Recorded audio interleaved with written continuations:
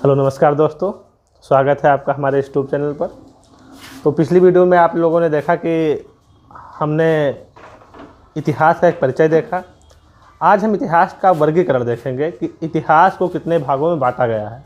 यहाँ पर हम ना विश्व इतिहास ले रहे हैं, ना पर भारत का इतिहास ले रहे हैं। हम केवल इतिहास का वर्गीकरण ही देखेंगे कि इतिहास को कितने भागों में बांटा गया है। तो इतिहास को हमारे 3 भागों में वर्गीकृत किया गया है।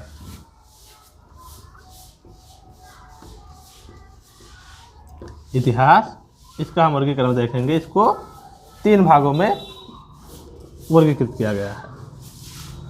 पहला जो भाग है हमारा है वह है प्रागैतिहासिक काल।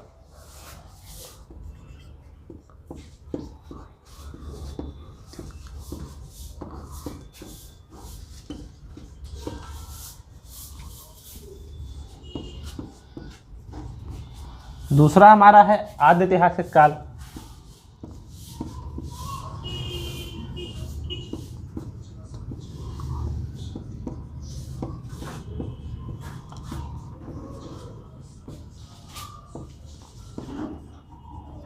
और तीसरा हमारा ऐतिहासिक काल।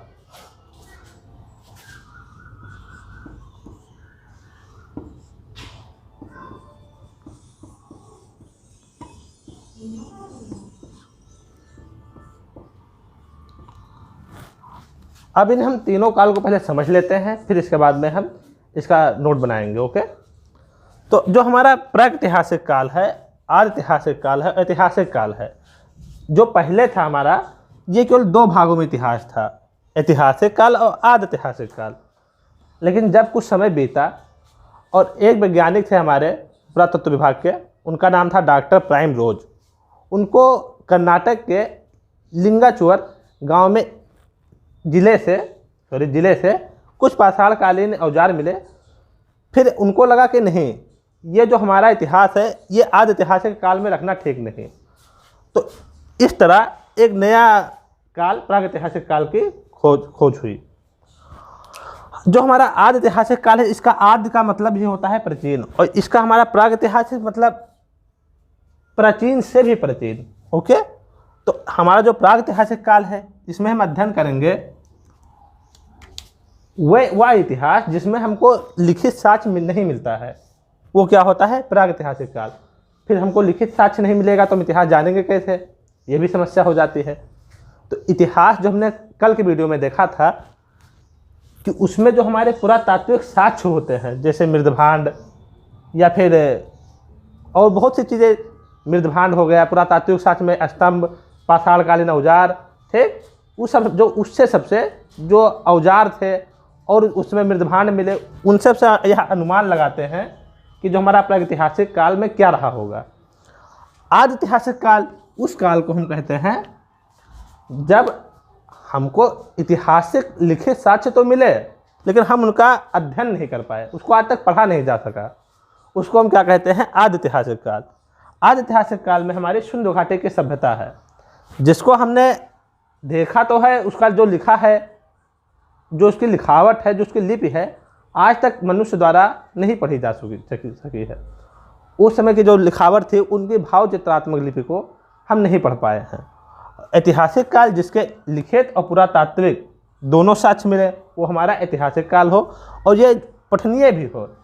ठीक, इसमें पुरातात्विक और लिखित दोनों तो साक्ष्य मिलते हैं, लेकिन हम इसके लिखावट को पढ़ नहीं पाते हैं, जो इसकी लिपि है उसको हम नहीं पढ़ पाते हैं।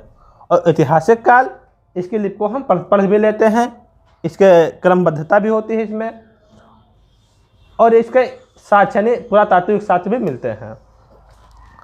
तो प्रागैतिहासिक काल में क्या आएगा? इसमें हमारा आएगा पाषाण काल। हालांकि पाषाण काल को भी आगे विभाजित किया है, अभी हम देखेंगे उसको। इसमें हमारी सिंधु घाटी की सभ्यता,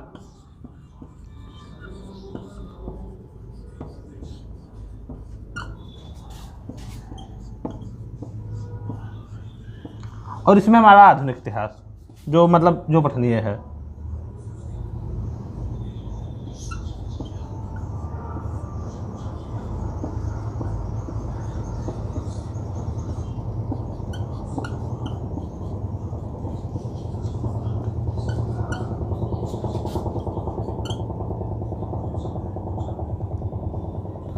ठीक, जो प्राचीन काल से जो इतिहास है उसको पाठनीय है वही को हम बोलेंगे ऐतिहासिक काल। ठीक, जिसके साक्ष्य भी मिलते हों।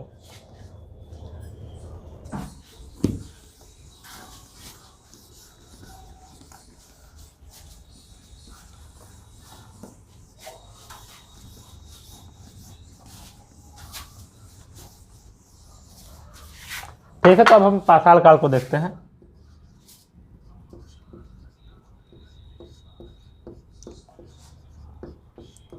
जिसको इंग्लिश में स्टोन एज बोलते हैं। अब पाषाण काल को भी 3 भागों में विभाजित किया गया है, वर्गीकृत किया गया है। मतलब पहला पुरा पाषाण काल,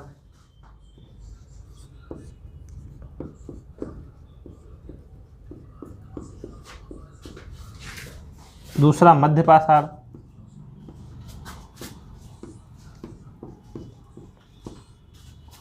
और तीसरा नवपाषाण।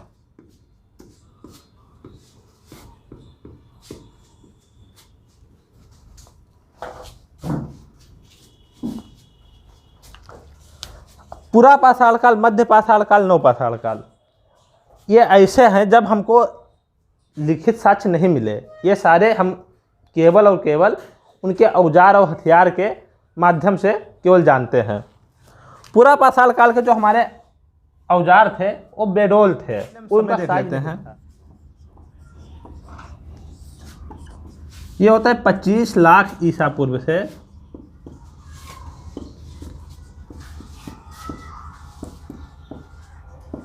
10,000 ईसा पूर्व तक।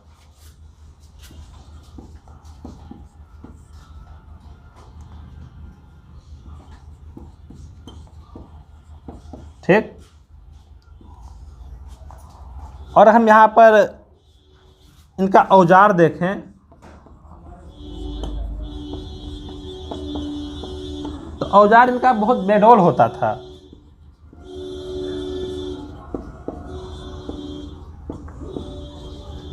काफी बड़े औजार होते थे।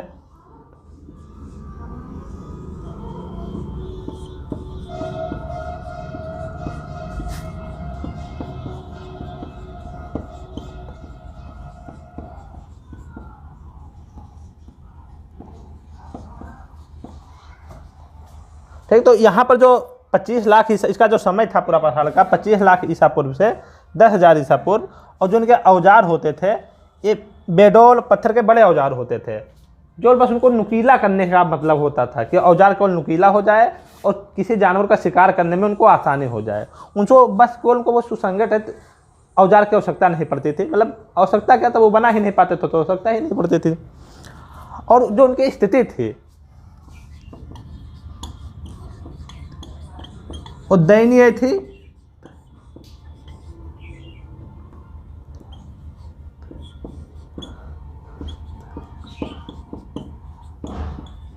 दयनीय यायावर,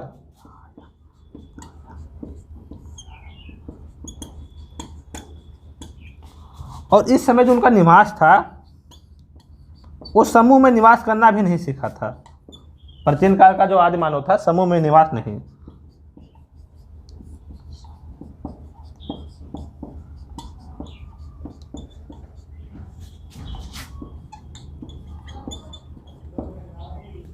ठीक, समूह में उसका निवास नहीं होता था। हालांकि अगर हम आगे पूरा पाषाण को भी डिवाइड करें तो उसमें भी 3 काल में डिवाइड होगा। पूरा पाषाण काल, उच्च पूरा पाषाण काल, मध्य पूरा पाषाण काल और निम्न पूरा पाषाण काल। ठीक, तो ये जो हमको इतना आगे पढ़ने की आवश्यकता नहीं है, क्योंकि बस हमको केवल मतलब अपने एग्जाम से क्वालिफाई करने थे। तो आप लोग अगर आगे इतिहास का अध्ययन करेंगे तो उसमें आप पाएंगे कि इसके भी खंड डिवाइड करेंगे किए गए हैं, लेकिन बस केवल हम इतना ही समझते हैं। ठीक, मध्य पाषाण काल, इसका जो समय है 10,000 ईसा पूर्व से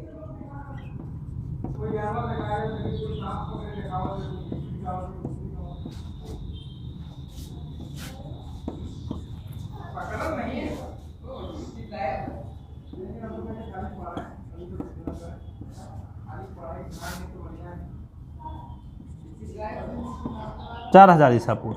ठीक, 10,000 ईसा पूर्व से 4,000 ईसा पूर्व। और इनके औजार थे वो सूक्ष्म आकार के हो गए थे। अब जब मध्य पाषाण काल आता है तो इनके औजार जो थे वो अब सूक्ष्म आकार के हो गए थे।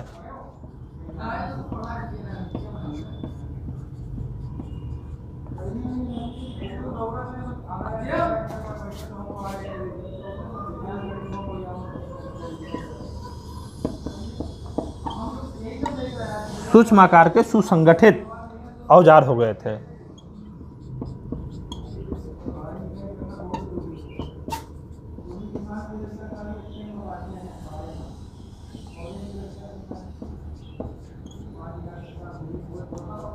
ठीक, दूसरा पॉइंट इसमें है सूक्ष्म आकार के सुसंगठित औजार हो गए थे। जो इनकी स्थिति थी, अब इनकी स्थिति ठीक ठाक हो गई थी, मतलब कुछ औजार करना अच्छे से जान गए थे और इन्होंने जो अब समूह में निवास करना,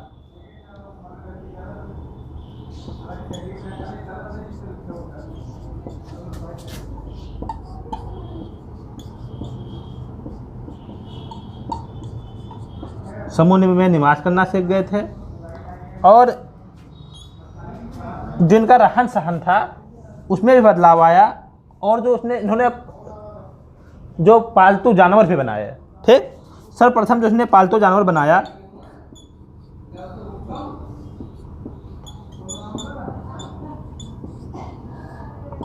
सर्वप्रथम इनका पालतू जानवर कुत्ता था।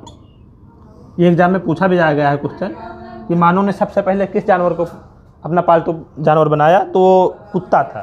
ठीक, और इसमें इसी काल को हम माइकोलिथिक एज भी कहते हैं, जब इसका आकार जो सूक्ष्म आकार के बन गए औजार, इसीलिए इस काल को हम लोग माइकोलिथिक एज के नाम से भी जानते हैं। तो इस काल में समूह में निवास करना सीखा, पालतू जानवर पाला और मतलब कुछ जानवरों को भी पास में रखने लगा। अगर हम यहाँ पर अब नवपाषाण काल देखते हैं तो नवपाषाण काल इनके जीवन के क्रांति का काल था और इसका जो समय है वो 10,000 ईसा पूर्व से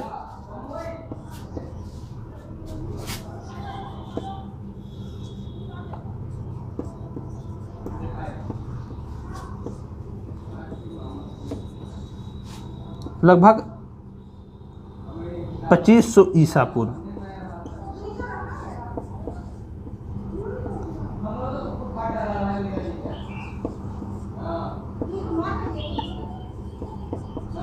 ईसा पूर्व तक माना जाता है। 2500 ईसा पूर्व तक इनका काल माना जाता है। यहाँ पर भी आप लोग देख रहे होंगे कि 10,000 ईसा पूर्व है, यहाँ तक भी 10,000 ईसा पूर्व है। तो ये गलत नोट नहीं हुआ है। जो यहाँ पर मध्य पाषाण काल था और नवपाषाण काल, ये दोनों साथ साथ चल रहे थे। कहीं पर जो लोग थे उनकी स्थिति अच्छी हो गई थी तो नवपाषाण काल में पहुँच गए थे और कुछ जगह ऐसे थे जहाँ पर उनकी स्थिति अच्छी नहीं हुई थी, मतलब वो भी मध्य पाषाण काल में ही थे। इसलिए दोनों काल साथ में ही चल रहे थे। और इसका जो समय काल सा है इसमें बहुत कन्फ्यूजन है, क्योंकि 25 लाख ईसा पूर्व से हम चल रहे हैं और कहाँ पहुँच रहे हैं 2500 ईसा पूर्व तक। तो इस समय इन्होंने अपना विकास का क्रम लगातार जारी रखा। इस वजह से हम इनको कोई एक निश्चित समय नहीं दे सकते कि हाँ इस समय यही काल रहा होगा, और कोई हमारे पास उनका साक्ष्य भी नहीं है। हमारे पास जो साक्ष्य है केवल पुरापाषाण काल का साक्ष्य है, उनके औजार का साक्ष्य है। तो हम केवल साक्ष्यों के माध्यम से अनुमान लगाते हैं कि हाँ ऐसा रहा होगा। कोई सटीक जानकारी किसी को पास नहीं होती है, क्योंकि बहुत पुरानी बात है। आदमी को, केवल इंसान को अपना समय के पीछे 20-25 साल के पहले की बात पूछ लो तो अपने लाइफ की बात नहीं बता पाएगा। और हम लोग अध्ययन कर रहे हैं पुरापाषाण काल, ठीक, मध्य पाषाण काल, नवपाषाण काल, तो इन सब में तो केवल बस अनुमान के आधार पर ही बताया जाता है। और जो इसमें क्रांति, इसमें जो पहिए की खोज की गई नवपाषाण काल में, पहिए की खोज,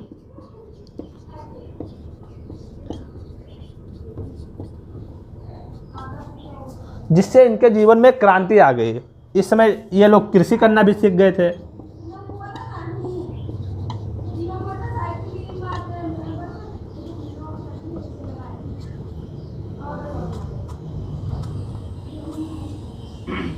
ठीक, कृषि करना भी आरंभ कर दिए थे।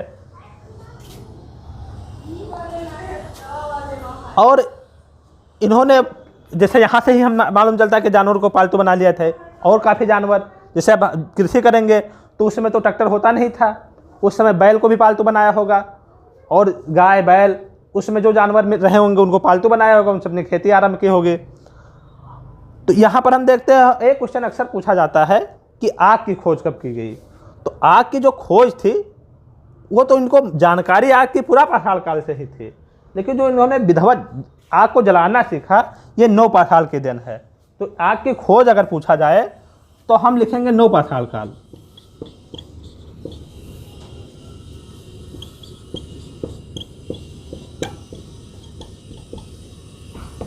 आग की खोज, अगर जानकारी पूछे कि आग की जानकारी कब हुई तो यह नौ पाषाण काल, सॉरी पूरा पाषाण काल। दोस्तों बात हमने यहाँ तक देखा। अब हम कुछ महत्वपूर्ण तथ्य के बारे में जानकारी लेते हैं। जैसे हमारा जो प्रागैतिहासिक काल की खोज करने का श्रेय किसको जाता है, तो हमारे जो प्रागैतिहासिक काल का उद्घाटित करने का श्रेय है वो डॉक्टर प्राइम रोज को जाता है। उन्होंने ही प्रागैतिहासिक काल की खोज की थी। अगर क्वेश्चन ये पूछा जाता है कि पाषाणकालीन प्रथम औजार क्या मिला था, तो पाषाणकालीन औजार सर्वप्रथम हैंडेक्स था, जो पल्लवरम से मिला था। पल्लवरम तमिलनाडु में है। और जो प्राइम रोज जी थे उन्होंने पहले प्रागैतिहासिक काल की खोज की थी। जो ये पाषाण काल है इसको हम प्रागैतिहासिक काल में रखते हैं।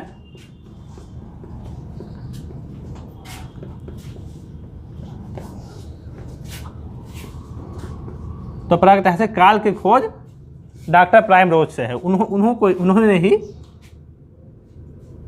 कर्नाटक के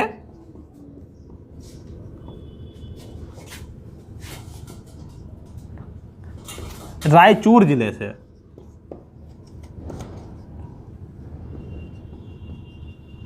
कुछ पाषाण काल औजार प्राप्त किए थे और उसे ही प्रागैतिहासिक काल मतलब डाला उसमें कि हाँ ये आदिऐतिहासिक काल के ना होकर ये प्रागैतिहासिक काल के हैं। तो डॉक्टर प्राइम रोज